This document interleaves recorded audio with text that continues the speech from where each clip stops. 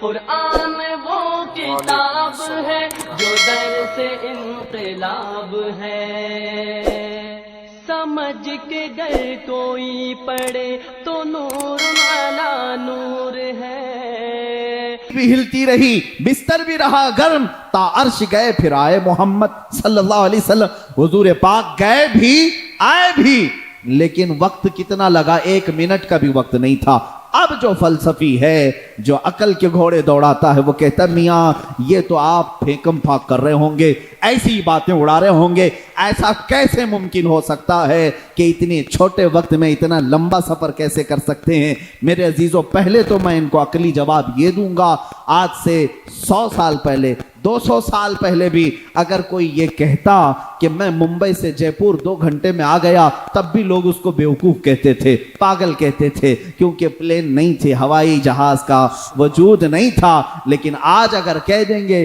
तो मान लिया जाता है। मेरे अजीजों, 1400 साल पहले जो मेरे मुस्तफ़ा का सफर हुआ है, वो आज तक के लोगों के अकल में आने वाली बात नहीं है, क्योंकि वो सफर दर हकीकत मौजज़ा है और नूर नूर से मिलने जा रहा है। तो यहां मसाफत किस बात की। मेरे अजीजों, अब मैं जो बात अर्ज करने जा रहा हूं, तवज्जो से सुने कि कैसे हुजूर गए भी आए भी और कायनात का वक्त इतना ही रहा। कायनात में इतना ही वक्त था, 1 मिनट का भी वक्त नहीं लगा। बिस्तर भी गर्म था, दरवाजे की जंजीर भी हिल रही थी, जिससे आप वजू फरमा कर गए थे उससे कतरे भी अभी टपक रहे थे। इतने शॉर्ट पीरियड में इतना लंबा सफर कैसे मुमकिन। किसी दानिश्वर ने बड़े अच्छे अंदाज में एक मिसाल से समझाया था, आपको मैं भी बता देता हूं। अगर आपके हाथ में कोई वॉल क्लॉक हो, घड़ी हो, आप देखें घड़ी 2 सुइयों से चलती रहती है, कभी उसमें 1 बजे, कभी 2 बजे, कभी 3 बजे। आप एक काम करना, जब घड़ी में 12 बज जाएं तो उसको उठा लेना दीवार से और उसके पीछे से उसके सेल निकाल दें, उसकी बैटरी निकाल दें, थोड़ी देर के लिए अपने पास रखें। घंटा भर, 2 घंटे भर, 3 घंटे भर, 4 घंटे भर, 6 घंटे तक आप उस सेल को, बैटरी को अपने पास रखना। 6 घंटे के बाद उस घड़ी में वापस सेल डाल दीजिए, वापस बैटरी लगा दीजिए। मैं आपसे पूछता हूं, 12 बजे थे जब घड़ी में, तब आपने सेल निकाल लिया था, बैटरी निकाल लिया था। अब जब 6 घंटे के बाद बैटरी दोबारा डालेंगे, मुझे बताओ शाम के 6 बजे से घड़ी चलेगी या 12 बजे से चलेगी?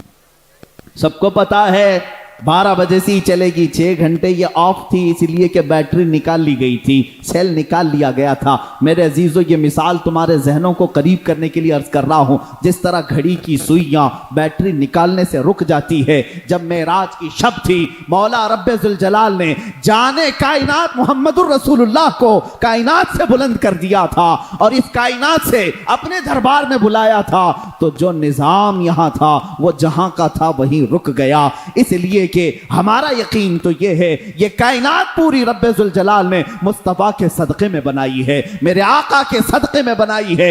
इसकी सुइयां जो कायनात की चलती हैं, वो मुस्तफ़ा की शान से चलती हैं, मेरे आका सल्लल्लाहु अलैहि वसल्लम की बरकत से चलती हैं। और जब रसूल पाक सल्लल्लाहु ताला अलैहि वसल्लम मेराज की शब न इस रुए जमीन पर थे और न इस कायनात में थे, वो आसमानों पर गए। अब हमें पता नहीं 500 साल के लिए गए थे या 5000 साल के लिए गए थे या 5 लाख साल के लिए गए थे, हमें पता नहीं। लेकिन इतना जरूर पता है कि जब वो जाने कायनात वापस तशरीफ लाए, तो इस कायनात का टाइम और वक्त जहां रुका था वापस वहीं से चलने लग गया। इसी को इमाम अहले सुन्नत फाजिल बरेलवी ने यूं फरमाया था, वो जो न थे तो कुछ न था, वो जो न हो तो कुछ न हो। बात समझ में आ रही है? वो जो न थे तो कुछ न था, वो जो न हो तो कुछ न हो। अरे जान है वो जहान की और जान है तो जहान है,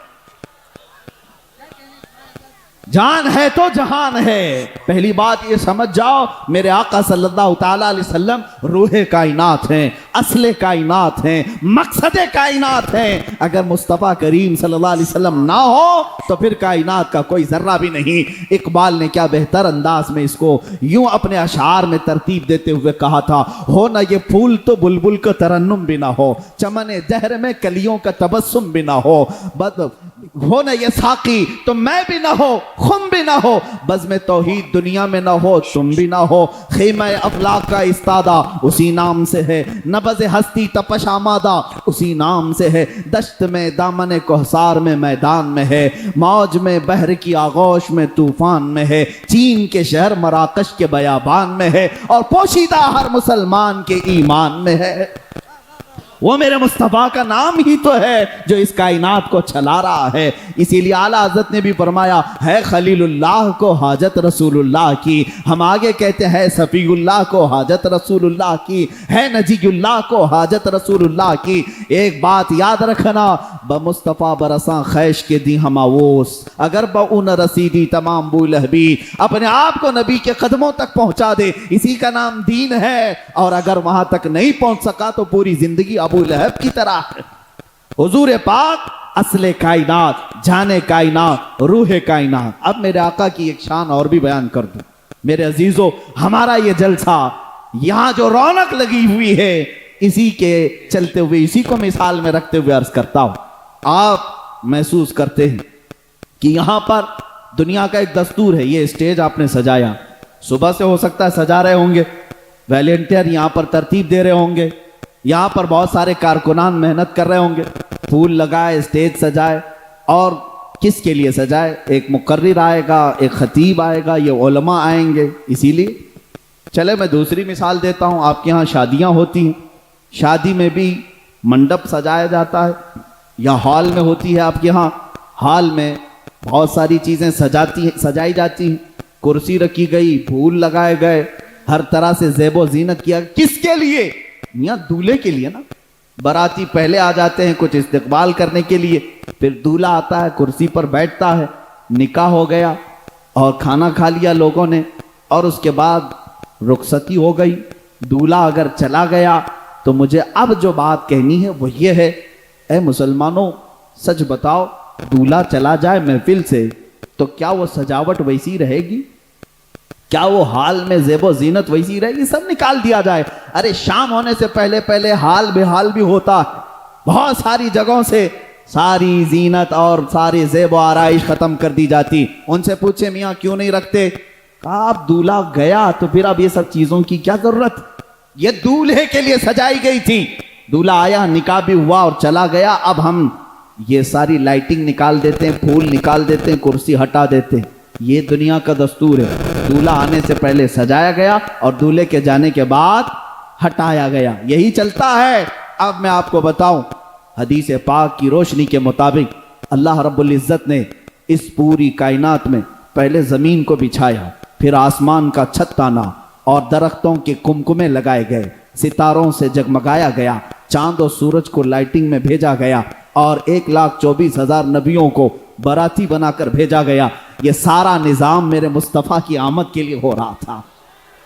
ये सारा निज़ाम रसूल पाक की आमद के लिए चल रहा था। इसीलिए तो हज़रत इदरीस भी कहते हैं मैं असल नहीं, मेरे बाद एक नबी आने वाले हैं। मूसा भी कहते हैं मैं असल नहीं, मेरे बाद एक नबी आने वाले हैं। ईसा भी कहते हैं मैं असल नहीं, मेरे बाद नबी आने वाले हैं। सारे लोगों ने कहा कि मुस्तफ़ा आने वाले हैं। वो सब बाराती के तौर पर हुजूर पाक की आमद का इंतज़ार करते हुए अंबिया आए। मेरे अजीज़ों, ये ज़मीन का फर्श और बिछोना, ये आसमान का छत और ये दरख्तों के कुमकुमे, ये समंदरों का लहलहाना, ये खूबसूरतियाँ, तारों का जगमगाना, चांद और सूरज का झिलमिलाना, ये सारी चीज़ें मेरे मुस्तफ़ा की आमद के लिए थी। अब बात मैं आपको बता रहा हूँ, रब्बे जुल जलाल ने फरमाया लौला का लमा खलक तो दुनिया वला फला का वला अर्दी। ए महबूब, अगर आपको पैदा करना ना होता, न मैं आसमानों को बनाता, न जमीनों को बनाता और न ही दुनिया को बनाता। ये सब चीजें ए रसूल आपके लिए बनाई गई। अब हम समझते हैं मेरे मुस्तफ़ा के लिए बनाई गई।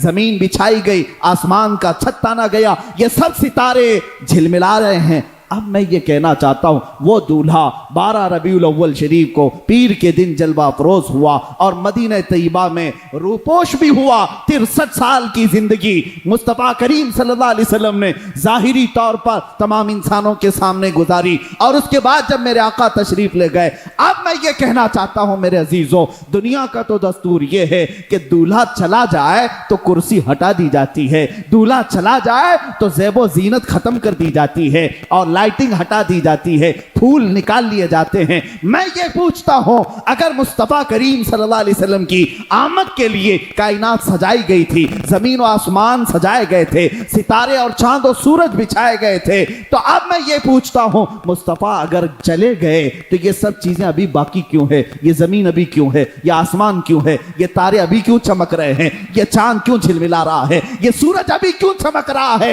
ये सारी चीजें ऐ मुसलमानों, इन अशिया से अगर तुम पूछोगे तो ये बबांगे दुहल कहेंगे, सूरज भी कहेगा, चांद भी कहेगा, तारे भी कहेंगे, जमीन और आसमान भी कहेंगे, ऐ अकल के अंधे जरा आंख खोल और देख, दूल्हा गया नहीं, रूपोश हुआ है, सल्तनत उसकी महशर तक कायम है। वो दूल्हा सिर्फ रूपोश हुआ है, यही तो सुन्नियों का अकीदा है। तू जिंदा है वल्लाह, तू जिंदा है वल्लाह, मेरी चश्मे आलम से छुप जाने वाले, चमक तुझसे पाते हैं सब पाने वाले, या रसूल अल्लाह मेरा दिल भी चमका दे चमकाने वाले। अज़ीज़ान गिरामी, ये है शान मुस्तफ़ा।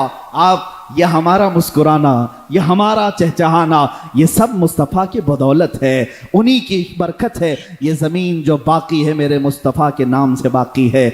और दूसरी बात ये भी मैं बता दूं, बाज़ लोगों को दलील के तौर पर नहीं बल्कि उनको समझाने के लिए, बादशाह हुजूर सल्लल्लाहु ताला अलैहि वसल्लम को हम बादशाह आज़म कहते हैं।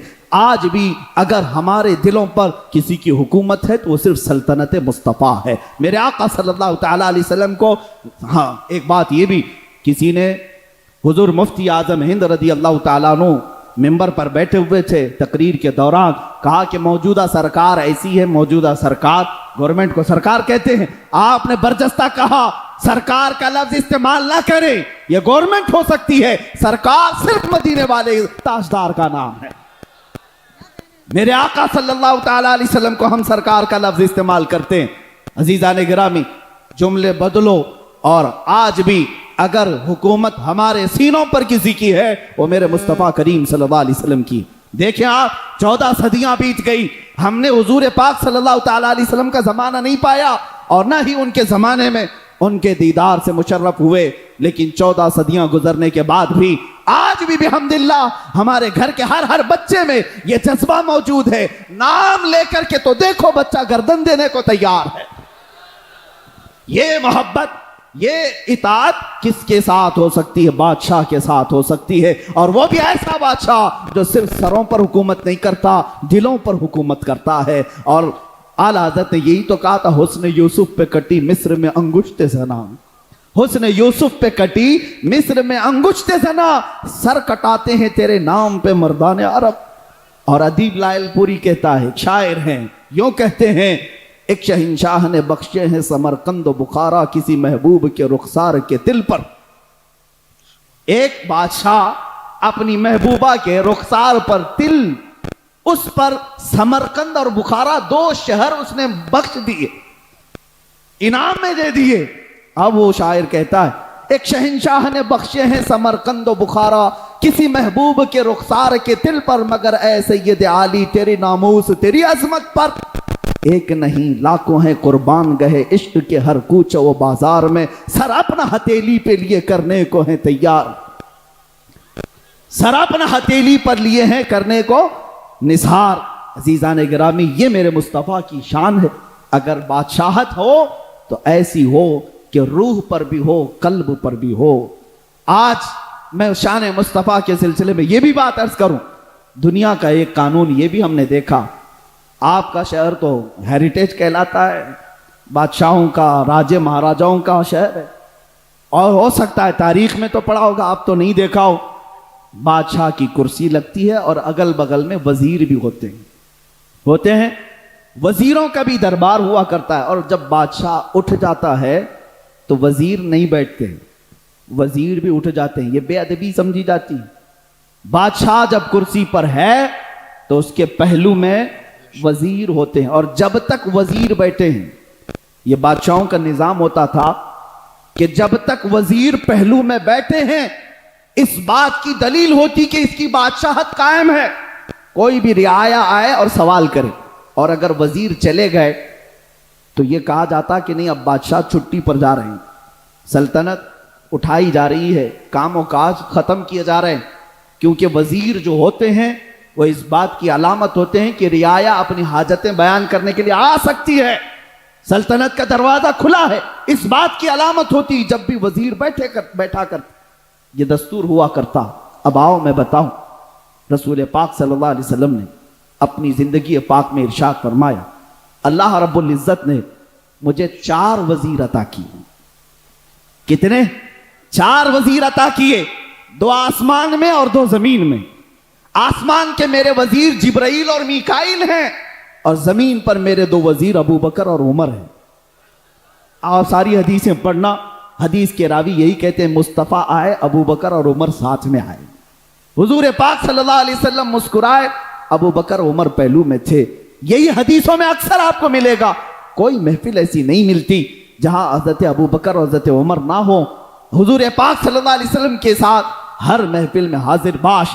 मेरे अजीजों, यह हम सुन्नियों का अकीदा भी है, और हमारा यह विजदान कहता है वो रसूल पाक सल्लल्लाहु ताला अलैहि वसल्लम शहंशाह कौनैन है, बादशाह आजम है। जब मदीने की धरती पर थे तो अबू बकर व उमर रदियल्लाहु अन्हुमा वजीर की तरह आपके साथ साथ रहते, लेकिन जब मेरे मुस्तफ़ा करीम सल्लल्लाहु अलैहि वसल्लम इस दारे फानी से कूच फरमा गए, रहलत फरमाए, और वो बुक़्क़ा नूर जिसमें मेरे आका आज आराम फरमा है, रोज़ा रसूल गुंबद खतरा के नीचे जहां मेरे आका आराम फरमा है, मेरे आका के विसाल के बाद तरतीब तो देखें, हुजूर के पहलू में पहली मर्तबा हुजूर के बाद अगर कोई दफन होता है तो अबू बकर सिद्दीक दफन होते हैं। चंद सालों के बाद दूसरा अगर कोई दफन होता है तो हजरत उमर दफन होते हैं, और कोई नहीं दफन हुआ। हुजूर की ज़ौजा हजरत आयशा कहती है, मैं दफन होना चाहती थी, ये जगह मैंने अपने लिए रखी थी, लेकिन अल्लाह की मर्जी ये थी कि हजरत उमर ही वहां दफन हो, और उसके बाद वो दीवार बंद कर दी गई। अब उस हुजरा पाक में मेरे आका आराम फरमा है, और पहलू में अबू बकर व उमर आराम फरमा है।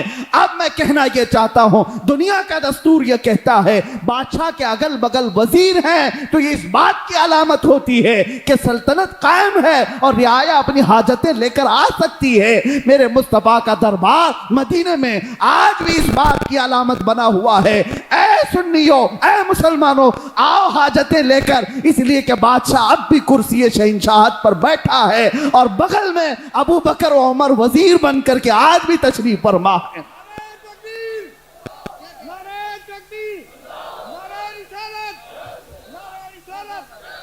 अज़ीज़ान मुकर्रम, बादशाहत आज भी कायम है और वजीर अब भी पहलू में आराम फरमा है। इतना ही नहीं, मेरे आका फरमाते हैं जब सूर फूंका जाएगा क़यामत के दिन और सारे लोग अपनी अपनी कब्रों से उठेंगे, हुजूर फरमाते सबसे पहले जो अपनी कब्र से उठेगा वो मोहम्मदुर रसूलुल्लाह सल्लल्लाहु। हुजूर फरमाते मैं उठूंगा, मेरे बाद अबू बकर और उमर उठेंगे, और फिर हुजूर सल्लल्लाहु अलैहि वसल्लम महशर का मैदान भी किस शान से बयान करते हैं।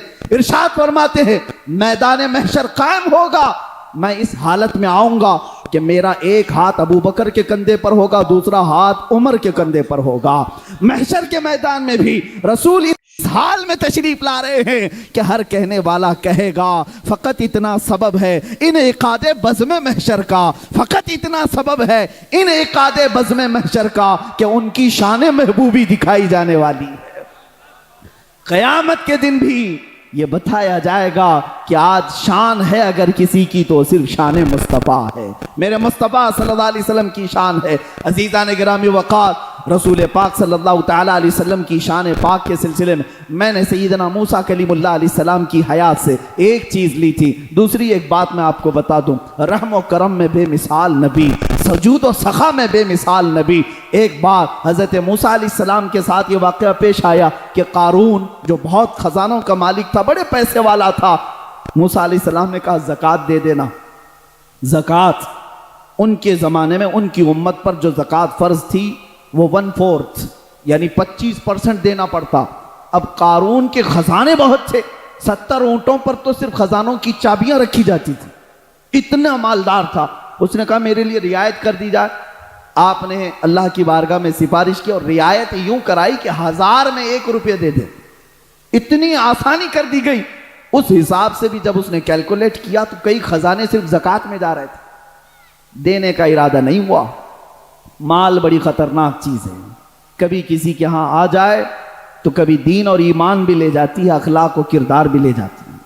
लेकिन दुआ ये करना माल आए तो उस्मान गनी का माल आए, अबू बकर सिद्दीक का माल आए, फिर करोड़पति भी बनो, कुछ फर्क नहीं पड़ता। हाँ, मूसा माफ कर दो। मूसा अलैहिस्सलातु तस्लीम उसकी तरफ तवज्जो भी नहीं फरमाई, क्योंकि उसने जिना की तोहमत लगाई और थोड़ी देर में वो जमीन में धंस गया और खत्म हो गया। एक वाकया अपने जहन में ही रखो, मूसा अलैहिस्सलाम अल्लाह के नबी हैं और उन पर तोहमत लगाया और उसने अंजाम देख लिया। अब यहां पर आए मक्का मुकर्रमा की सरजमीन, मेरे मुस्तफ़ा करीम सल्लल्लाहु अलैहि वसल्लम को कत्ल करने के मंसूबे बनाने वाले मुशरिकीन तलवारें सोते खड़े हुए, हुजूर उनके दरमियान से निकल करके मदीने के रास्ते पर चले गए। और मदीने तैयबा जब जाने लगे, अरब के बड़े बड़े रईसों ने ऐलान किया कि जो मोहम्मद और उनके साथी अबू बकर को ढूंढ लाए उसे 100 ऊंट इनाम में दिए जाएंगे। 100 ऊंट इनाम में दिए जाएंगे, बड़े महंगे हुआ करते। अब ढूंढने के लिए लालची लोग हर जगह फैल गए। हुजूर पाक सल्लल्लाहु अलैहि वसल्लम दूसरे रास्ते से मदीने की तरफ जा रहे थे, जो आम रास्ता नहीं था। फिर भी एक शख्स सुराका नाम का हुजूर का पीछा करते करते वहां पहुंच ही गया। तीर और तरकश उसके पास थे, कमान में तीर डाला और तीर लगाने लगा और हुजूर सल्लल्लाहु अलैहि वसल्लम को गिरफ्तार करने के लिए करीब आने लगा। हुजूर पाक सल्लल्लाहु अलैहि वसल्लम ने हूबहू इसी तरह उसकी तरफ देखा और फरमाया, ऐ जमीन सुराका को पकड़ ले। जमीन फट गई, सुराका घुटनों तक अंदर चला गया, घुटनों तक अंदर चला गया। अब उसके बाद उसने पुकार करके कहा, ऐ मोहम्मद सल्लल्लाहु अलैहि वसल्लम, मैंने आपको पूरी जिंदगी देखा, आप शरीफ हैं, इब्ने शरीफ हैं, इब्ने शरीफ हैं। आपके बाप, आपके दादा सब जूदो सखा और करम वाले लोग हैं, मुझे माफ कर दें, मुझे माफ कर दें, मैं लालच में आ गया था। हुजूर पाक सल्लल्लाहु अलैहि वसल्लम ने उसको धसाए नहीं, जमीन से कहा, जमीन सुराका को छोड़ दे। जो जान लेने आया, हुजूर ने क्या फरमाया, सुराका को छोड़ दे। जमीन हट गई और सुराका के पैर निकल आए। वो जब निकल आए, बाहर चलने लगा। मेरे आका अपना सफर तय कर रहे थे। थोड़ी देर के बाद सुराका की नीयत फिर खराब हुई, दोबारा फिर हुजूर का पीछा किया। हुजूर का पीछा करते हुए करीब आया। हजरत अबू बकर ने अर्ज किया, या रसूल अल्लाह, ये फिर आ गया। मेरे आका ने पीछे देखा और फरमाया, ऐ जमीन सुराका को पकड़ ले। दोबारा जमीन फट गई, अब कमर तक धंस गया, कमर तक धंस गया। और उसके बाद फिर चिल्लाने लगा, रोने लगा, ऐ मोहम्मद, आप करीम इब्ने करीम हैं, सखी इब्ने सखी हैं, आप शरीफ नफ्स हैं, आपसे कभी किसी ने बुराई नहीं देखी, मुझे माफ कर दे, मुझे माफ कर दे। मेरे आका ने पलट करके देखा और कहा, जमीन सुराका को छोड़ दे, जमीन सुराका को छोड़ दे। जमीन फिर फैल गई और सुराका के कदम वहां से निकल गए। एक तरफ अता ही अता है, ये है शान मुस्तफा। मेरे अजीजों, सुराका को तो आप जाना था, चला गया। थोड़ी दूर जाने के बाद तीसरी बार फिर नीयत खराब हुई। एक है मेरे मुस्तफा, आजादी पे आजादी देते हैं और दुश्मन फिर हमला पे हमला करना चाहता है। तीसरी मर्तबा आ गया कि आप किसी और रास्ते से आकर पकड़ लूं, 100 ऊंट कहां छोड़ूं। लालच। मेरे आका ने तीसरी मर्तबा देखा, फिर फरमाया, ऐ जमीन सुराका को पकड़ ले। जमीन फट गई, अब गर्दन तक चला गया। अब तीर और तरकश तोड़ दिया और कहा, अब सच्ची तौबा करता हूं, अब तो मुझे माफ कर दो। अब सुनो मेरे अजीजों, मेरे आका ने अब क्या किया, अब क्या किया, अब सिर्फ छोड़ा नहीं बल्कि देखा और कहा, सुराका तो पीछे से पीछे लगा हुआ है सिर्फ 100 ऊंट के लिए, 100 ऊंटों के इनाम के चक्कर में तू मुझे गिरफ्तार करने आया। लेकिन मैं तो देख रहा हूं तेरे हाथ में कैसर और किसरा बादशाह के कंगन आने वाले हैं।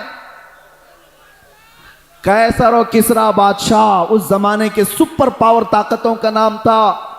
जिस तरह आज अमेरिका और रशिया को कहते हैं या नहीं पता नहीं, लेकिन कहा जाता है उस जमाने में ईरान और रोम को सुपर पावर कैसर और किसरा कहा जाता था।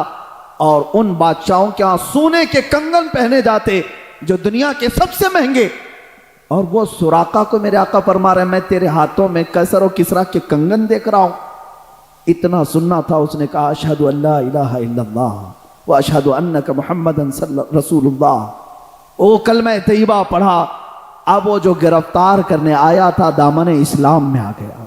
मेरे आका सल्लल्लाहु ताला अलैहि वसल्लम की बारगाह में अपनी जान निछावर करने को तैयार। अब वो सहाबी रसूल हैं, उनकी बारगाह में हम एक जुमला भी नहीं कह सकते। अजीज़ान गिरामी, यही शान मुस्तफ़ा मुझे अर्ज करनी है। कहीं लोग मारे जाते हैं या अगर किसी नबी को जलाल आया तो हिलाक कर दिए जाते हैं, मगर मेरे मुस्तफ़ा का जूदो सखा ऐसा है कि लोग अगर जान भी लेने आए, मेरे मुस्तफ़ा उन्हें माफ करके हमेशा अपनी गुलामी में कबूल फरमाते हैं। एक दो नहीं, वो उमर इब्ने खत्ताब जो तलवार लेकर मेरे आका की गर्दन मारने जा रहे थे, लेकिन करीब पहुंचने के बाद मेरे आका सल्लल्लाहु अलैहि वसल्लम की बारगाह में तलवार रखी और अपनी गर्दन भी रख दी और हमेशा के लिए मेरे आका के होकर रह गए। एक दो नहीं, हजरत खालिद बिन वलीद जो हुजूर के मुकाबले में जंगे उहद लड़े और वहां पर मुकाबला किया। अबू सुफियान कितनी जंगे लड़े, लेकिन आखिर में मेरे आका की गुलामी में आ ही गए, इसलिए कि चेहरा ही कुछ ऐसा था मेरे आका का। दुश्मन भी देखता तो कहता ये झूठे का चेहरा हो नहीं सकता। मेरे आका सल्लल्लाहु अलैहि वसल्लम की बारगाह में अब जो बात मैं कह रहा हूं, सिर्फ मेरे आका ने फरमाई नहीं दिया कैसर और किसरा के कंगन। हुजूर की वफात हुई, अबू बकर सिद्दीक की भी वफात हो गई, खिलाफत फारूकी आई, हजरत उमर का जमाना था। उस जमाने में इस्लामी फौजें ईरान पर चढ़ाई की और रोम पर भी हमला किया। कैसर और किसरा दोनों की हुकूमतें खत्म हुई और वहां से जो माले गनीमत था वो मदीना लाया गया। कैसर और किसरा के वो कंगन भी लाए गए। लेकिन आपको एक बात बता दूं, हजरत सुराका रदी अल्लाह ताला अन्हु एक बार हजरत उमर की खिलाफत के ज़माने में बहुत शदीद बीमार हुए। इतने शदीद बीमार हुए कि लोग आखिरी बार उनको देखने के लिए आने लगे कि अब इनकी वफात करीब है। जब लोग जमा हुए घर में, हजरत सुराका ने जलाल में कहा, क्यों आ रहे हो तुम लोग, सब वापस जाओ, मैं मरने वाला नहीं हूं, तुम समझ रहे हो मैं मर जाऊंगा। लोगों ने कहा आपकी हालत बहुत नाजुक है, वफात करीब आ चुकी, आपकी ऐसा नज़ा का आलम लगता है। हजरत सुराका ने कहा खबरदार, मेरी मौत उस वक्त तक नहीं आ सकती जब तक मैं अपने हाथ में कैसर और किसरा के कंगन ना देख लूं। इसलिए कि किसी और ने नहीं कहा, मुस्तफ़ा जाने रहमत ने फरमाया। उनकी तबीयत सही भी हुई, सेहतयाब भी हुए और हजरत उमर के ज़माने में कैसर और किसरा को फतह किया गया और वो कंगन लाए गए, हजरत उमर की बारगाह में पेश किए गए। हजरत उमर ने कहा मैंने रसूलुल्लाह से ये सुना था कि ये कंगन सुराका के हाथ में डाले जाएंगे, ये ले जाओ ए मुसलमानों, ये अमानत है। और ले जाकर के हजरत सुराका को पहनाया गया। मेरे मुस्तफ़ा की ज़ुबान से जो बात निकली वो हो कर रही, चाहे दिन बर्बाद हो, साल बर्बाद हो, 100 साल बाद हो, लेकिन इतनी बात याद रखना, जमीन टल सकती है, जमाना टल सकता है, मेरे मुस्तफा का फरमान कभी टल नहीं सकता। हजरत सुराका को कंगन मिलने के बाद फिर उनकी वफात भी हुई। अजीज़ान गिरामी वक़ार, मैं गुफ्तगू तवील न करते हुए अपनी गुफ्तगू को समेटता हूँ। शान मुस्तफ़ा सल्लल्लाहु ताला अलैहि वसल्लम ये है कि उनका खुदा खुद बयान करे और मेरे आका सल्लल्लाहु ताला अलैहि वसल्लम की दुनिया में शान ये थी। लोगों ने हातिम ताई की सखावत बयान की। हातिम ताई के कई दरवाजे थे, जिस दरवाजे से आदमी जाता उसे हातिम ताई दे देता था, नवाजता था। लेकिन लोगों ने कहा रसूल पाक की बारगाह में जब कभी कोई आता तो एक ही दरवाजा था। लोगों ने यह कहा इधर एक दरवाजा और हातिम ताई के 7 दरवाजे। किसी आशिक ने क्या खूब जवाब दिया, ऐसा कैसा हो सकता है कि मोहम्मद सल्लल्लाहु अलैहि वसल्लम बड़े सखी हैं, हातिम ताई से बड़े सखी हैं, उसके तो 7 दरवाजे थे, इनका तो एक दरवाजा था। आशिक रसूल ने कहा मियाँ हातिम ताई के 7 दरवाजे इसलिए थे कि एक दरवाजे से पेट नहीं भरता साइल का, दूसरे दरवाजे पर जाता, दूसरे में पेट नहीं भरता, तीसरे पर जाता, तीसरे में पेट नहीं भरता, चौथे में जाता। वो 7 दरवाजों के चक्कर इसीलिए लगाता कि एक दरवाजे पर पेट नहीं भरता। मेरे मुस्तफा का एक ही दरवाजा ऐसा है, इतना दिया जाता है कि अब साइल के पास दामन भी तंग होता है। मेरे करीम से अगर कतरा किसी ने मांगा, दरिया बहा दिए हैं, दुर्बे बहा दिए हैं। इसमें एक बात मैं अर्ज कर दूं, बड़ी लगती हुई बात है, मीलाद करीब आ रहा है, हम सब के लिए इलाज भी है, दवा भी है। मैं तकरीबन हर मीलाद में इस हिकायत को बयान करता हूँ। सआदतुद्दारैन में मौजूद ये हिकायत ईमान अफरोज़ है। एक गरीब आदमी, मुफलिस आदमी, कर्ज में डूबा हुआ, परेशान हाल, कई लोगों के कर्जे लिया हुआ आदमी था और उसके जो कर्जदार थे उन्होंने पैसे मांगे, जब वो दे नहीं सका तो काजी इस्लाम जो उस वक्त थे उनके पास मुकदमा कर दिया कि ये हमारे पैसे लेता है, खा जाता है, देता नहीं। काजी ने बुलाया और कहा क्यों नहीं देता? कहा गरीब आदमी हूं, पैसे नहीं है। कहा ये बहाना नहीं चलेगा, इन लोगों के जो तूने कर्जे लिए, कर्ज में डूबे हुए लोग जो आत्महत्या करते हैं, खुदकुशी करते हैं, सुन लो, बुज़दिल ना बनो, जान तुम्हारी बड़ी कीमती है। कर्ज में अगर आज डूबे हो, मियां अंधेरा आने के बाद उजाला भी रब्बे जुलजलाल ही लाता है। जिंदगी में अगर अंधेरा आया तो डरना नहीं, कल की सुबह होने वाली है, सूरज तो निकलेगा। अब वो कर्जदार को काजी ने कहा 3 दिन का टाइम देता हूं, अगर इनका कर्जा दे दिया तो ठीक है, वरना तुझे जेल में डाल दूंगा, जेल में भेज दूंगा। छोटे छोटे बच्चे थे, बीवी थी, रोता हुआ बाहर निकला, एक बुजुर्ग से मुलाकात हुई, पूछा क्या बात, बताया ऐसा ऐसा मामला, कर्ज में परेशान। उस बुजुर्ग ने कहा कोई बात नहीं, दुनिया में तुझे अगर तकलीफ हुई है तो एक काम कर, रात को जा, नमाज ईशा के बाद किसी एक अंधेरी कोठरी में बैठकर कसरत से मेरे आका पर दुरूद भेज, हुजूर को याद कर और अपने गम की दास्तान हुजूर को ही सुना। उनका दरबार आज भी खुला। उसने इस बात में हिम्मत महसूस की और घर आया। रात का वक्त जैसी हुआ, नमाज ईशा के बाद कमरा बंद करके एक अंधेरी कोठरी में रोने लग गया। और जब किसी पर गम आ जाता है तो बेइख्तियार आंसू भी निकलते। दर्द इस तरह का था कि कोई चीज उसके पास नहीं थी, बीवी बच्चों को पाले कैसे और कर्जा अदा कैसे करे। रोता रोता दुरूद तो पड़ता रहा, और जब काफी रात हो गई, आंख लग गई, वहीं गिर गया, बिस्तर पर लंबा हो गया। और मेरे अजीजों, यही वो रात थी जब ख्वाब में ताजदारे मदीना तशरीफ लाए, मेरे आका सल्लल्लाहु अलैहि वसल्लम तशरीफ लाए। अल्लाह अल्लाह, वो आफताब रिसालत, चमकता हुआ चेहरा, गुलाब की पंखड़ियों वाले लब, जब मेरे आका तशरीफ लाए ये खिल गया और ख्वाब में ही मेरे आका के कदमों में गिरा। मेरे आका सल्लल्लाहु अलैहि वसल्लम ने क्या फरमाया, ए मेरे गुलाम, क्या तूने मुझे याद किया, क्या तूने मुझे पुकारा?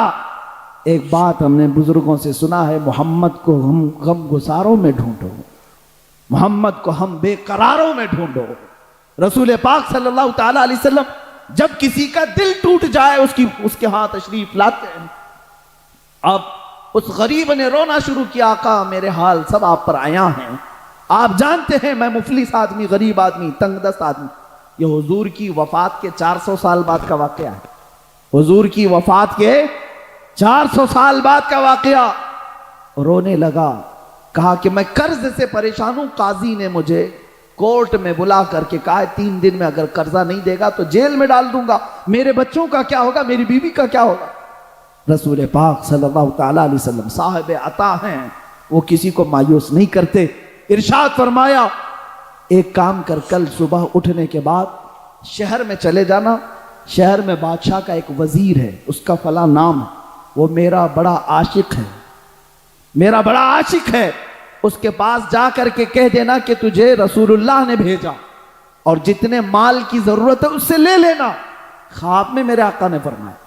अब उस गरीब ने, उस मुफलिस आदमी ने ये पूछा, या रसूल अल्लाह, बादशाह के वजीर का दरबार बड़ा, लोग बड़े आते हैं, अगर मैं जाऊं, पहली तो मेरी कोई हैसियत नहीं, मैं गरीब फकीर आदमी, और कह दूं कि रसूलुल्लाह ने भेजा, वो अगर पूछेगा सबूत तो मैं क्या सबूत दूं, कोई प्रूफ, क्या मैं प्रूफ दूं? सुनिए मेरे अजीजों, अल्लाह के नबी ने फरमाया, अगर वो तुझसे सवाल कर ले तो इतना कह देना, उसके और मेरे बीच में एक राज की बात है जो कोई नहीं जानता। हुजूर ने राज की बात बयान की, जो वजीर है उसका एक राज है जो मैं तुझे बताता हूं, उसने आज तक अपनी बीवी को नहीं बताया। वो रोजाना रात को सोने के बाद सूरज निकलने से पहले पहले तक 1000 बार मुझ पर दुरूद भेजता है, हर रात को छुप करके 1000 बार दुरूद भेजता है। लेकिन उसके पास जाना तो यह कहना कि ऐ वजीर, कल की रात तूने दुरूद पढ़ना भूल गया और सो गया गफलत में, कल की रात तूने दुरूद नहीं पढ़ा, जा करके इतनी बात कह दे। मेरे आका ने फरमाया, अब ये गरीब आदमी वजीर के दरबार में आया और आने के बाद कहा कि मैं आपसे अपनी हाजत लेकर के आया हूं, मुझे रसूलुल्लाह ने भेजा है। वजीर ने कहा कि मियां आज लोग बड़ी बात करने लग गए, मांगना भी है तो सही से नहीं मांगते, ऐसी बात करते हैं। हुजूर ने भेजा, कैसे तू कहता है? उस फकीर ने कहा, बड़े उसको यकीन था, उसने कहा हाँ मुझे नबी अकरम सल्लल्लाहु अलैहि वसल्लम ने यह भी बताया, रोजाना सूरज निकलने से पहले पहले तू 1000 बार दुरूद पढ़ता है और कल की रात भूल गया और गफलत में सो गया। इतना सुनते ही वो अपनी कुर्सी से उछल आया और कहा यह बात मैंने अपनी बीवी को तक नहीं बताई, किसी को नहीं मालूम, और अगर तू जानता है तो आज तो मैं कामयाब हो गया, आज तो मैं कामयाब हो गया। अब मुझे यकीन हुआ कि मेरा दुरूद हुजूर तक पहुंच भी रहा था, मेरे आका सुन भी रहे थे। ऐ आने वाले बता तुझे क्या चाहिए? उसने कहा मेरी ये हाजत है। उस वजीर ने कहा एक दो नहीं, मेरा पूरा खजाना तेरे लिए है। आज तूने जो बशारत लाई है, आज जो खुशखबरी लाई है, वो मेरी जिंदगी की मेराज है। जिस मुस्तफ़ा के लिए मैं रात रात भर बैठ करके दुरूद पढ़ता था, एक गरीब ने मेरे मुस्तफ़ा की बशारत मेरे घर तक लाई है। अजीजा ने गिरामी वक़ार, वो खुश होकर बहुत सारे माल से उसे नवाजा। सुनो, अभी वाकया खत्म नहीं हुआ, असल बात तो यहां शुरू होती है। अब वो लेकर के आया, 2 दिन भी नहीं गुजरे थे, काजी इस्लाम के पास आया और काजी साहब से कहा उन कर्जदारों को बुलाओ जो मुझे बार बार कर्ज का तकाजा करते हैं, माल का तकाजा करते हैं। उन्हें बुलाया गया। काजी इस्लाम अदालत की कुर्सी पर बैठे और उसके बाद इस मुफलिस और गरीब ने कहा आज जिसका जितना कर्ज है सब देने को तैयार, माल भी मेरे पास है, पैसा मेरे पास है, सब दे दूंगा। काजी ने इसकी बात देखी और सुनी तो कहा बैठ जा कुर्सी पर थोड़ी देर के लिए। थोड़ी देर बिठाने के बाद अब काजी जो मुकदमे में शुरू में 3 दिन पहले जेल की धमकी दिया था, अब कहता है ऐ मुफलिस गरीब आदमी, आज की अदालत में फैसला बदल गया है, तेरा कर्ज मैं अपनी जेब से अदा करूंगा, तेरा कर्ज मैं अपनी जेब से अदा करूंगा। वो खड़ा हो गया, पूछा 3 दिन पहले तो तुम मुझे जेल में डालने की धमकी दे रहे थे और आज अपना कर्जा, मेरा कर्जा तुम अपनी जेब से देना चाहते हो? यही बात 3 दिन पहले भी कर सकते थे। काजी इस्लाम खड़े होकर के कहते हैं दर हकीकत 3 दिन पहले मैं तुझे जानता पहचानता नहीं था। जब यहां से तू चला गया, रात को जब सोया, मेरा मुकद्दर जगह मेरे आका तशरीफ लाए, ख्वाब में मेरे आका तशरीफ लाए और तेरी तरफ दिखा करके मेरे आका ने फरमाया ऐ काजी इसका फैसला नरम कर दे, ये गरीब मेरा उम्मती है, ये आज मुफलिस है, इसके लिए नरमी कर। अगर तू अपने माल से कर्ज अदा करेगा तो मैं अल्लाह की जन्नत में तुझे महल अता करूंगा। ऐ गरीब, ऐ मुफलिस, मैं ये सौदा तेरे हाथ नहीं बेचना चाहता, मैं तेरा कर्ज खुद अपने हाथों से अदा करूंगा। अब काजी इस्लाम बताओ, किसी कोर्ट का जज खड़ा होकर के किसी मुजरिम की तरफ से सफाई दे रहा हो और अपना कर्जा भी दे रहा हो, ऐसा सुनने को नहीं मिलता। जब काजी इसरार करने लगा और ये मुफलिस आदमी, गरीब आदमी खुद देने पर इसरार करता रहा, ये दोनों की तकरार चलती रही और जो मजमे में कर्जदार बैठे हुए थे सब अपनी कुर्सियों से खड़े हो गए। कहा काजी साहब आप भी रहने दें, ये भी रहने दें, हमने अपना कर्जा माफ कर दिया और अब भी इसको अगर जरूरत है तो हम जिंदगी भर इसको कर्ज देते रहेंगे। हमें मालूम नहीं था कि मेरे मुस्तफा की बारगाह में इसका ये मकाम है। अजीजा ने गिरामी, वो अदालत के उस जलसे से निकला शादा वो फरहा होकर के, खुशहाल होकर के। इसी वाक़े की तरफ मैं इशारा करते हुए अर्ज करता हूँ, वही तो दरबार है, वही ताजदार मदीना है जिनकी सखावत का आलम यह है मेरे करीम से गर कतरा किसी ने मांगा, दरिया बहा दिए हैं, दुर्बे बहा दिए हैं, वाह क्या जूदो करम है, शहे बता तेरा नहीं सुनता ही नहीं, मांगने वाला तेरा। ऐ मुसलमानों, मीलाद मुस्तफ़ा आ रही है, अपने गमों की दास्तान अगर किसी को सुनाना है तो अपने आका व मौला ताजदार मदीना को सुनाया करो, हुजूर की बारगाह में पेश किया करो। या रसूल अल्लाह, आपकी गरीब उम्मत आज इन पर जालिम अगर सवार हैं तो इनका जुल्म आपकी दुआ से टल सकता है। मेरे आका अगर रहम फरमाए, अल्लाह की बारगाह में सिफारिश करें, यकीनन ये हालात जो अबतर हैं वो बेहतर हो सकते हैं। अजीजा ने गिरामी, कौन देता है देने को मुंह चाहिए, देने वाला है सच्चा हमारा नबी, सबसे आला वो औला हमारा नबी, सबसे बाला वो वाला हमारा नबी। बुझ गई जिसके आगे सभी मशअले, शम्मा वो लेकर आया हमारा नबी, सब चमक वाले उजलों में चमका किए, अंधे शीशों में चमका हमारा नबी। ये शान मुस्तफ़ा है। अजीज़ान गिरामी वक़ार, ये कायनात में मुसलमानों के लिए आज भी वो दरवाज़ा खुला है। हम क्यों दर बदर की ठोकरें खाएं, इधर उधर जाएं और अपने गमों की दास्तान कभी इसको सुनाया, कभी उस मालदार को सुनाया और जलीलो खार होकर के निकलते रहे। एक दरबार मेरे आका का ऐसा है जहां चोर भी छुपता है, मेरे आका उस पर दामन रहमत डाल देते हैं। ढूंढा ही करे सदरे कयामत के सिपाही, वो किसको मिले जो तेरे दामन में छुपा हो। आता है फकीरों पे उन्हें प्यार कुछ ऐसा, खुद भीख दें और खुद कहें मंगते का भला हो। अजीज़ान गिरामी वक़ार, रसूल पाक सल्लल्लाहु तआला अलैहि वसल्लम की ये शान पाक कभी ख़त्म नहीं होगी। बयान नामुकम्मल ही रहेगा, इसलिए कि जिन सब के कलम टूट गए और यहाँ पर सफ़े इसके सफ़े सियाह हो गए, मगर शान रिसालत बयान ना हो सकी। आपको मैं शोराए बारगाह रिसालत की बात अर्ज करूँ, मेरे आका की शान में कभी हस्सान बिन साबित यूँ कहते थे, व अहसनु मिनका लम तरा क़त्तु ऐनी व अजमलु मिनका लम तलिदिन निसाओ। आपसे ज्यादा हसीन या रसूल अल्लाह मेरी आंख ने देखा ही नहीं। ये सहाबी रसूल कह रहे हैं, कोई सिर्फ बरेली वाला नहीं, सहाबी रसूल कह रहे हैं आपसे ज्यादा हसीन मेरी आंख ने देखा नहीं या रसूल अल्लाह। हकीकत तो ये है आपसे ज्यादा खूबसूरत किसी माँ ने आज तक जना ही नहीं। यह हसन सुभान अल्लाह। बेशक शमाइन हजरात, आप सभी से दिली गुजारिश है कि मुफ्ती सलमान अजहरी साहब के लिए और कमर उस्मान गनी साहब के लिए, फ़िलिस्तीन और गजा के लिए ज़्यादा से ज़्यादा दुआ करें। 12 रबीउल की रात आप सभी हजरात से दिली गुजारिश है कि ज़्यादा से ज़्यादा दरूद शरीफ का बिरद करे और मुफ्ती सलमान अजहरी साहब के लिए और कमर उस्मान गनी साहब के लिए, फ़िलिस्तीन और गजा के लिए और सारे मुसलमान के लिए ज़्यादा से ज़्यादा दुआ करें। रब्बो तबारक व तआला से दुआ है कि उन्हें गैब से मदद अता फरमाए। आमीन सुम्मा आमीन। आहा जाती है फलक पे असर लाने के लिए, बाद लो हट जाओ दे दो राह जाने के लिए, दस्तगीरा दस्तगीरी कीजियो या रब आबरू हमें भी वहाँ रख लीजिए। समाइन हजरात, ज़्यादा से ज़्यादा दुआ करें।